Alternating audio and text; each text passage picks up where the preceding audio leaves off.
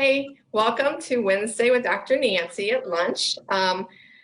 This is another beautiful snowy day. For those that you know me, you know I like the winter, I like the snow. I have not got out and snowmobiled yet. Michigan's not getting the snow that we're getting, so as soon as they get some, I'm headed north.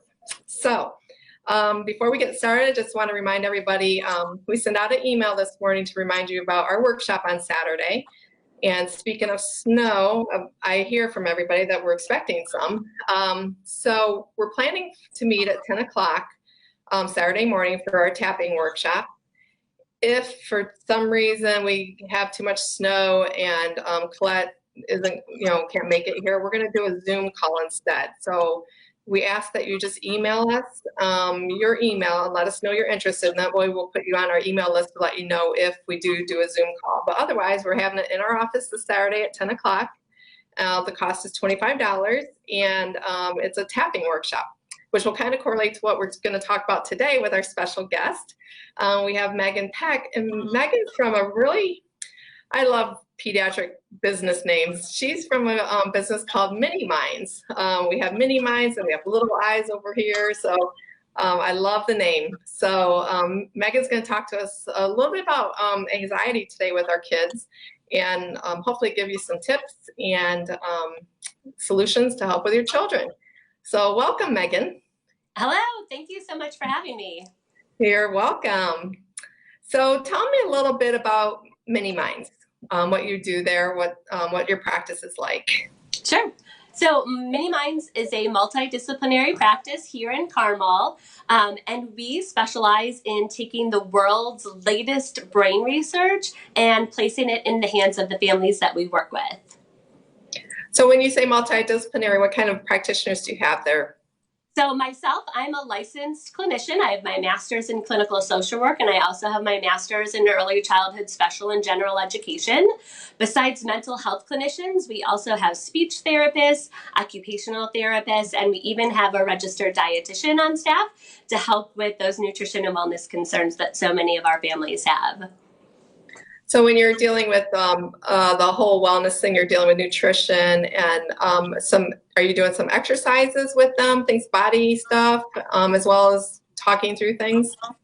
Yep, so multidisciplinary practice means full mind, body. So actually one of our favorite things to do here at Mini Minds is yoga, and we love to use yoga to teach children about their brains. Great. So we'll get some more information about specific things you do. If you do any classes or anything, it'd be great to know. But let's dive into what you're seeing as far as the anxiety in your practice with children. Sounds good. Okay. So, like I said, Mini Minds is a multidisciplinary practice. I don't know why I can't say that word today. On a side note, I told Dr. Nancy earlier, this is my first Facebook Live interview of any sort, so I'm feeling a little nervous, but I thought that was somewhat appropriate considering we're talking about anxiety today. But I'm also really excited because we're really passionate about taking, again, the world's latest brain research and placing it in the hands of our local families. And the reason that we like to do that is because the research shows us that increasing our understanding of how the brain works actually plays a very critical role in our social and emotional development. So in teaching children and parents about the connections between their thoughts and their feelings and their behaviors, we're able to empower them to raise children who thrive and cope with overwhelming emotions like anger and anxiety, which is what we're here to talk about today. So we like to teach people about the brain. And so one of my favorite books that I use to teach people about the brain is called My Fantastic Elastic Brain. And I'm just going to show you one page from it, but it's a wealth of knowledge. But if you can see this page right here, it gives a pretty detailed but simple view of the brain. So we have the prefrontal cortex and the cerebrum up here. Those are the thinking parts of the brain. Right here in the middle, we have the amygdala and the hippocampus. That's the feeling part of the brain. And down here, we have the cerebellum, and that's the doing part of the brain. So we always start off by reading this book with kiddos. I highly, highly, highly recommend it for all families. And once we've kind of given a general overview of the brain, we're able to dig a little bit deeper with kiddos and actually do like a personalized brain drawing. And it usually looks a little something like this. So we're going to go into more detail, kind of exploring what's happening inside each child's thinking, feeling, and doing parts of their brain. So again, this is an example. This is actually a real example. This is completed by a fourth grader right here in Fishers. Wow. And his parents initially reached out to me because this child was experiencing angry outbursts. So what some people might describe as rage, right? And so these behaviors were causing a conflict at home. It was really starting to disrupt the family's daily life. It was interfering with his ability to get along with peers. And he was starting to get in trouble at school. Now, aside from all of these challenges that the parents initially came with, they also pointed out a lot of his strengths. So this child has been in a high ability class since first grade. And when he's calm and in control, he's described as sweet and loving and kind and creative and outgoing. So we kind of sit here and say, what's going on here? And this is fairly common at our practice. Parents often come in expressing concerns about anger or rage and describe behaviors such as the child is argumentative or the child is defiant, and sometimes the child is aggressive.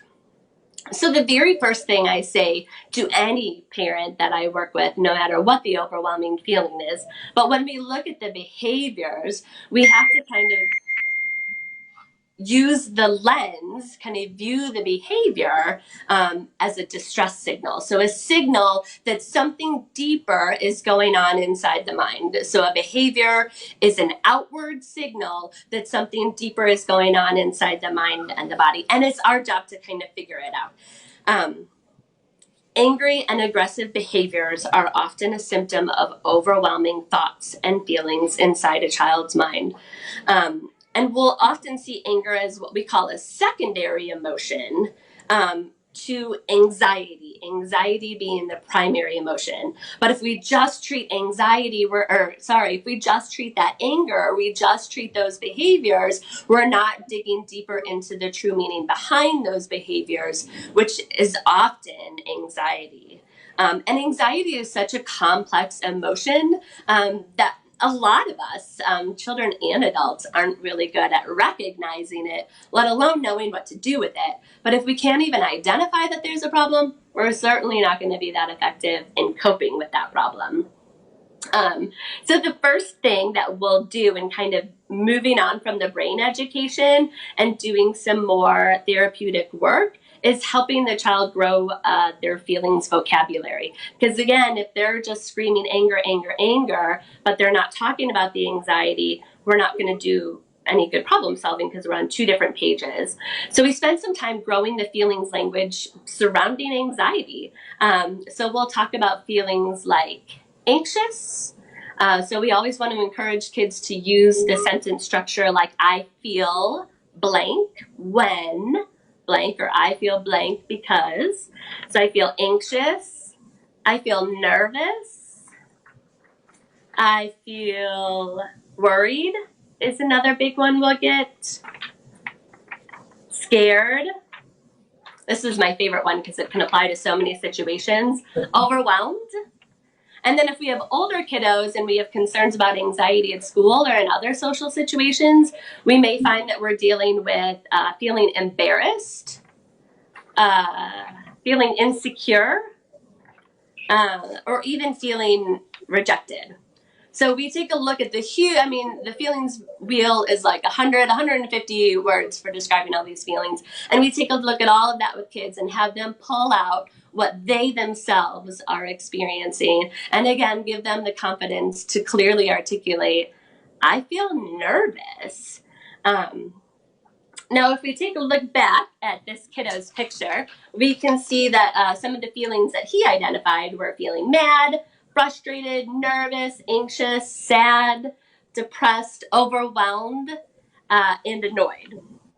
So we were really able to dig further from the actions or the behaviors that the parents came in with, and dig deep down further into the feelings behind them. And then once we've done this feelings work, we can go into the thought work. And most anxious thoughts start with what if. So what if is usually your first indicator that an anxious thought is about to follow. So this kiddo described, what if I can't figure out this answer? What if I forget to do something? What if mom gets mad, I don't finish my homework? What if I don't do my homework right? What if I don't do a good job? So a lot of performance anxiety in here that we didn't even know about, because again, initially we were only looking at the behaviors, which again are a distress signal for what's going on underneath. So we were able to kind of dig deeper and deeper and figure out the feelings and the thoughts behind the actions. And once we've done this, really explored how the mind is responding to the anger and anxiety, then we can say, hey, we've viewed the whole cognitive thought process behind this overwhelming emotion. And then we can move into like, all right, that's great. What do we do about this?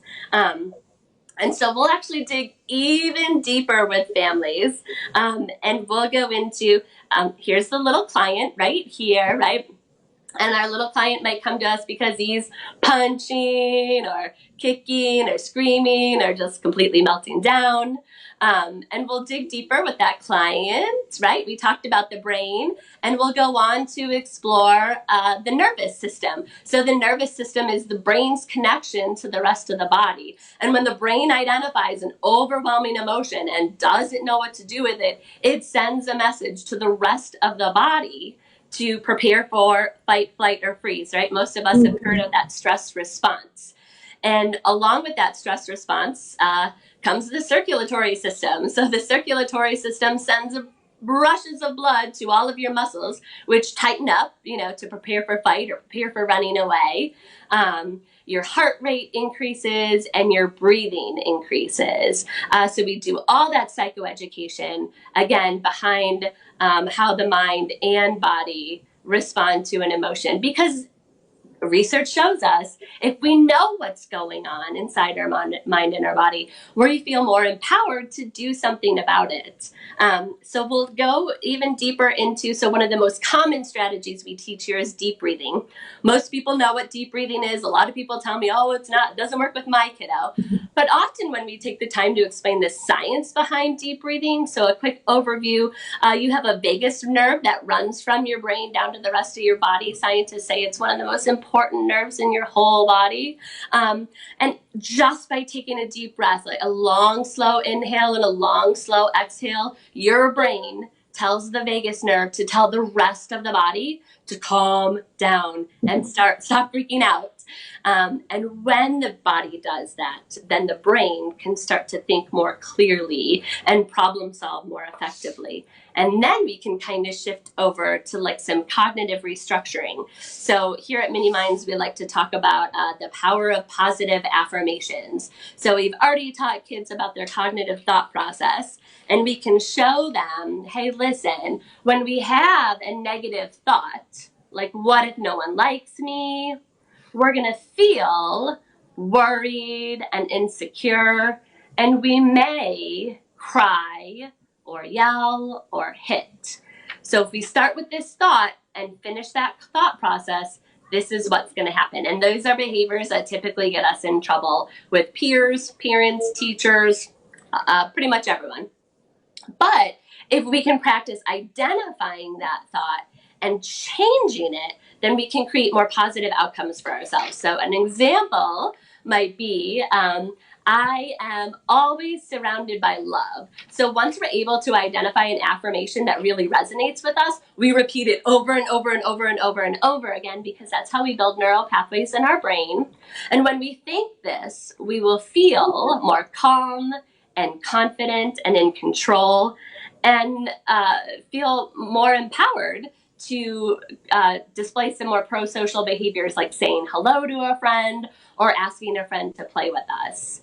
And again, one of the ways that we love to do this here at Mini Minds is through yoga. We love to teach kids about their brain and the rest of their body through yoga. So if you go over to our Facebook page and scroll down like a week or two, you'll see a video of how one of our occupational therapists used yoga to explain how positive affirmations work in the brain. And I'll give you a quick overview here before we wrap up. But she created a yoga flow that she called Catch It, Check It, and Change It. And it starts with lizard pose. And we chose lizard pose because that emotional center of your brain, the hippocampus and the amygdala, is often called the reptilian part of our brain or the lizard brain because it goes all the way back to cavemen when they really had to decide quickly if something was a threat. And that's where the fight, flight, or freeze response came in. And that's why your brain today still reacts the way it does. So we start with lizard pose, and then the kiddos would jump into frog pose and practice catching or identifying that negative thought that was about to take over the rest of their body. And after frog pose, we would move into rock the cradle pose. And that's where we do our change. That's where we repeat to ourselves over and over and over again that positive affirmation and try to find the negative, the untruths about that negative thought and change it to a positive thought. And then we'll flip over and we'll end in cobra pose, which is a strength pose. So that's just kind of a really quick overview about how we approach anxiety and other overwhelming emotions here at Mini Minds using brain psychoeducation and yoga. I love it. And I love that you have visuals. You can tell you work with kids. Yes, I'm also a visual learner. So I love it. So a couple questions that came up when you were talking. Do you teach them more one-on-one, like the yoga? Is it a one-on-one teaching? Is it a class? That's a great question. So here at Mini Minds, we really wanted to design services that would meet the needs of anyone here in the community. So we have individual therapies for kiddos who really need that one-on-one instruction and therapeutic work. We have classes. So our yoga classes are in groups. We have about 10 kiddos and 1 or 2 instructors per class.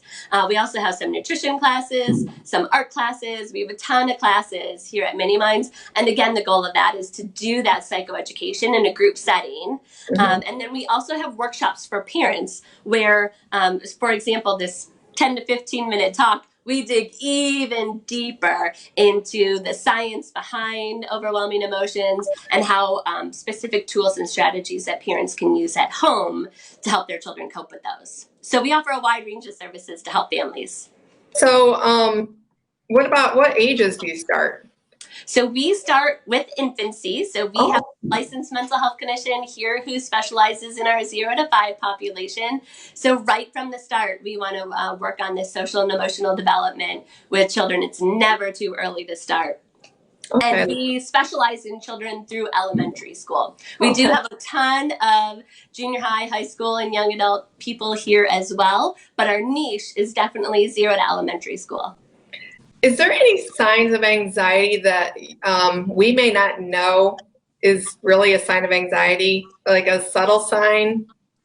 Yeah, so what I always tell parents that I work with that the only person who understands what is going on inside their body and mind is the child.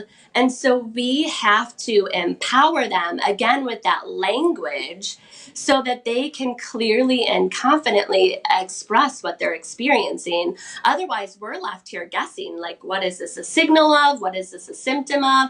But if we really spend the time and do this emotional work with kiddos, they're able to say, like, I feel really nervous about going to that birthday party. What if no one plays with me? And once we have that language from the child, then ourselves as parents are able to say, oh, okay, I can help you solve that problem. Let's take some deep breaths, get ourselves in order, and come up with a few ways that we can solve this problem. I always tell families there's at least 3 ways to solve a problem, if not 300. So we think of all the different ways that we can solve the problem, and then we pick the best one. And if that works, great. If it doesn't, we go back to our list and we try again.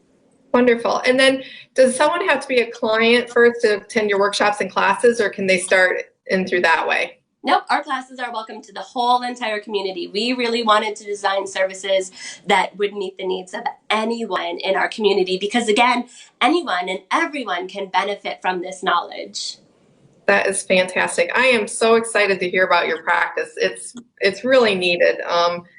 Kids today really need this. So I appreciate what you're doing. And I'm going to throw your website up here one more time, maybe. And if you go on the workshops tab of our website, that's where you'll see we offer regularly, I think it's 6 or we might now 7. We offer twice a quarter all of our workshops, and those workshops were kind of created as like the foundation. Any family can benefit from that knowledge in those workshops. That's great. Thank you so much for joining us today. I really appreciate it. I think it's a great approach to dealing with this very common issue. And if anybody has any questions or wants to get a hold of you, just go to their website, miniminds.org, and contact them through there. But Megan, thank you again for coming on with us today. And you did awesome for your first Facebook Live. I really Thank you. I was nervous, but again, if I thought about how nervous I was, I would probably start to hyperventilate, and then I would be all a mess talking, right? But instead, before this talk, I tried to change my thought process, and I said, wow, I am really excited for this new opportunity and to make more connections in this community, which led me to feel more confident and calm, and I think we did a pretty good job. I think you did great. Yeah, thank you. Practicing what you preach. I appreciate it. Well, thank you. Thank you again. Thank you.